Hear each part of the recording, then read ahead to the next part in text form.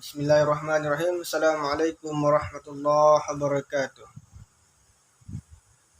Alhamdulillahirabbil alamin. Allahumma salli ala sayyidina Muhammad wa ala ali sayyidina Muhammad. Baik, perkenalkan nama saya Bagas Putrayadi dengan NIM 18034072 dari jurusan Fisika Universitas Negeri Padang. Baik, di sini saya akan sedikit mempresentasikan makalah saya dari mata kuliah seminar fisika dengan dosen pengampu yaitu Dr. Haji Ahmad Fauzi, MSI. Di sini saya akan membahas tentang makalah yang berjudul Analisis Alat Penyiraman Tanaman Otomatis Menggunakan Sensor Kelembaban Tanah dan Alat Penyiraman Otomatis berbasis IoT. Baik, kita masuk pada bab 1, itu pendahuluan. Pada poin A itu latar belakang. Sama-sama kita ketahui yaitu pertanian merupakan tulang punggung pasokan pangan bagi kehidupan di Indonesia. Pemerintah Indonesia terus-menerus berupaya agar pertanian di Indonesia ini lebih produktif. Nah, di Indonesia merupakan salah satu negara agraris di mana sebagian besar penduduknya itu tinggal di perdesaan dan mata pencarian itu kebanyakan merupakan sebagai seorang petani. Nah, sebagian besar pertanian di Indonesia sangat bergantung pada perubahan iklim dalam pengolahan lahan pertanian. Nah, perubahan iklim ini sangat berdampak terhadap pertanian yang ada di Indonesia sehingga kadang perubahan iklim yang tidak menentu bisa membuat kerugian atau berdampak terhadap hasil dari pertanian di Indonesia, seperti pada kemarau panjang yang membuat lahan-lahan pertanian mengalami kekeringan dan ketika membuat tanaman jadi rusak, layu, bahkan mati. Jika dilakukan penyiraman secara manual akan kesusahan karena lahan pertaniannya begitu luas. Maka untuk dari itu pada makalah ini saya menganalisis terhadap alat penyiraman tanaman otomatis menggunakan sensor kelembaban tanah dan alat penyiraman tanaman otomatis berbasis IoT. Nah, di sini kita masuk pada poin B, itu rumusan masalahnya. Rumusan masalah yang dapat diangkat dari ini adalah bagaimana analisis alat penyiraman tanaman otomatis menggunakan sensor kelembaban tanah dan alat penyiraman tanaman otomatis berbasis IoT. Kemudian ada tujuan itu untuk menjelaskan bagaimana analisis alat penyiraman tanaman otomatis menggunakan sensor kelembaban tanah dan berbasis IoT. Manfaatnya supaya kita bisa mengetahui bagaimana analisis alat penyiraman tanaman otomatis menggunakan sensor kelembaban tanah dan alat penyiraman tanaman otomatis berbasis IoT.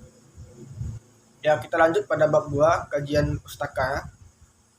Di sini kita membahas di poin A kita akan membahas komponen alat penyiraman tanaman otomatis berbasis sensor kelembaban tanah.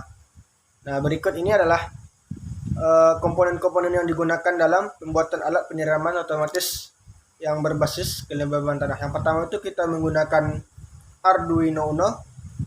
Nah, Arduino sendiri itu adalah platform hardware dan software yang dapat digunakan oleh penggiat elektronika untuk membuat prototipe alat controller berbasis microcontroller. Nah, microcontroller itu sendiri adalah komputer yang berukuran mikro dalam satu chip IC, integrated circuit, yang terdiri dari prosesor, memori, dan antarmuka yang bisa diprogram. Kemudian yang kedua itu ada Ethernet Shield. Ethernet Shield adalah papan sirkuit tambahan yang dipasang di atas Arduino. Nah, kemudian komponen yang keempat itu ada sensor kelembaban tanah. Yang bisa dipakai itu moisture sensor. Itu adalah sensor kelembaban tanah yang dapat mendeteksi kelembaban tanah. Ini nanti sensor yang kita gunakan gitu. Kemudian relay adalah saklar touch switch yang dioperasikan secara listrik dan merupakan komponen mekanikal yang terdiri dari dua bagian utama, yakni elektromagnet dan mekanikal, seperangkat kontak sklar atau switch. Kemudian ada trafo step down. Itu trafo step down ini nanti berfungsi untuk menurunkan tegangan listrik. Nah, biasa kan kita mengambil dari PLN kan tegangannya terlalu besar gitu. Untuk menurunkan tegangan ini kita bisa menggunakan trafo step down. Kemudian ada pompa celup. Ya, pompa celup inilah nanti sebagai alat untuk penyiraman gitu terhadap tanamannya gitu. Kemudian itulah komponen-komponen yang digunakan dalam pembuatan alat penyiraman otomatis yang berbasis sensor kelembaban tanah. Kemudian kita lanjut untuk komponen alat penyiraman tanaman otomatis berbasis IoT. Nah, berikut adalah komponen-komponen yang digunakan dalam alat penyiraman tanaman otomatis berbasis IoT. Ya, seperti judulnya itu. Yang pertama yang kita gunakan adalah Internet of Things atau disingkat dengan IoT. Nah, IoT tersendiri itu dimaknai sebagai kemampuan menghubungkan benda-benda cerdas yang berpotensi untuk saling berinteraksi dengan benda lain ataupun dengan berbagai perangkat komputasi cerdas melalui akses internet. Nah, berbagai aspek kehidupan telah banyak yang menerapkan IoT dalam berbagai desanya. Nah, salah satunya ini kita menggunakan IoT dalam penyiraman tanaman otomatis ini. Nah, IoT sendiri mencakup berbagai sektor, mulai dari rumah tangga, transportasi, kesehatan, pertanian, dan sebagainya. Sekarang sudah banyak ramai orang menggunakan IoT sendiri. Kemudian lanjut microcontroller. Ya, microcontroller ini sendiri kan sudah kita jelaskan tadi, berfungsi sebagai pengontrol rangkaian elektronika dan menyimpan program di dalamnya. Kemudian ada modul ASP8266. Modul ini merupakan perangkat pendukung pada microcontroller seperti Arduino yang berfungsi sebagai modul WiFi sehingga terhubung dengan koneksi WiFi. Nah, kemudian komponen keempat itu ada relay, sama seperti tadi. Gunanya itu sebagai saklar atau switchnya. Kemudian ada pompa air. Ini untuk yang nanti yang mengalirkan air pada lahan pertanian itu. Kemudian ada lanjut untuk yang keenam itu ada sensor kelembaban tanah. Ya, sama-sama menggunakan soil moisture sensor kelembaban tanah. Nanti sensor ini nanti akan mengukur kelembaban tanah. Dari pengukuran itu akan dikirim hasilnya. Kemudian dilanjut dengan sensor DHT 11. Dalam pengukuran suhu dan kelembaban udara sekaligus dapat diukur dengan menggunakan sensor DHT 11 ini. Sama fungsinya dengan sensor kelembaban tanah, cuma di sini dia akan juga menjelaskan juga mengukur kelembaban udara sekaligus. Kemudian keempat ada fusi logik. Itu adalah suatu metode pemecahan masalah yang digunakan untuk menangani masalah-masalah yang memiliki banyak jawaban. Metode ini pertama kali digunakan oleh Lutfi Zadeh pada tahun 1965. Kemudian ada web server. Web server ini adalah nanti tempat pengiriman berkas-berkas yang berada pada situs web memakai protokol komunikasi HTTP. Sebagai hasil nanti dikirim ke web server. Kalau yang menggunakan IoT ini, berbasis IoT ini. Kemudian kita lanjut pada bab 3 pada pembahasan. Nah, pada pembahasan ini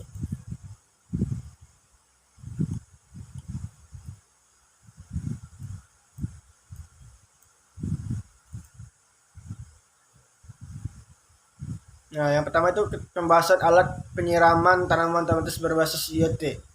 Nah, pada gambar yang bisa teman-teman lihat di samping menunjukkan kontrol penyiraman menggunakan fusi sebagai metode pengendali dalam bentuk diagram alir atau flowchart sebagai berikut. Di sini saya akan sedikit menjelaskan.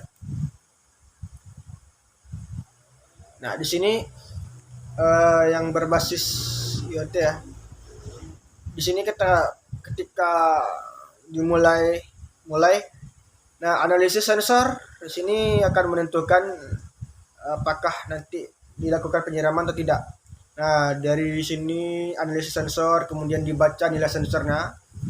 Nah, fusi ini nanti akan memproses input sensor. Nah, kalau kelembaban tanah sudah kita atur berapa yang kita inginkan. Nah, kalau iya, maka relay on. Kalau tidak, maka relay akan off, mati, dan pompa akan mati itu. Kalau relaynya on, pompa akan hidup dan melakukan penyiraman. Nah, setelah penyiraman dikirim data ke microcontroller. Nah, tampilan data di web server selesai. Nah, itu kan seterusnya. Dan nanti dikembalikan pada baca nilai sensor untuk membaca nilai kelembaban tanah ini. Ketika kelembaban tanah ini yang sudah kita atur itu sesuai atau terbaca sesuai dengan yang kita atur, maka akan terus terjadi siklus terus gitu. Nah, apakah dilakukan penyiraman atau tidak?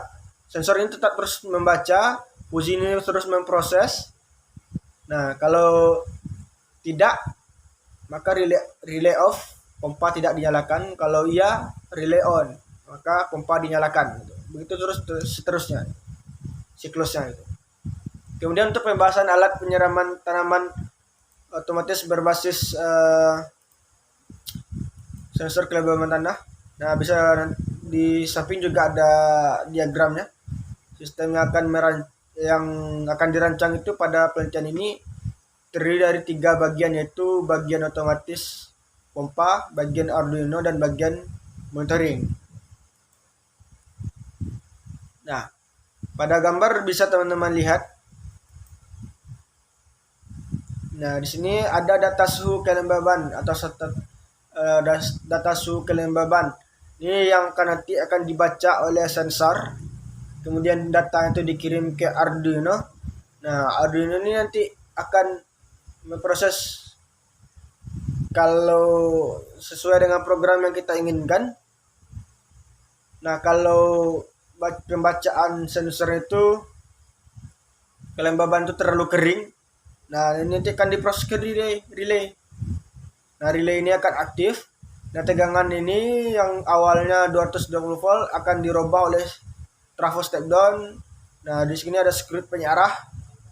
Nah, kemudian tegangan masuk ke relay meneruskan tegangan ke pompa. Pompa ini akan hidup. Kemudian kemudian akan dilakukan penyiraman.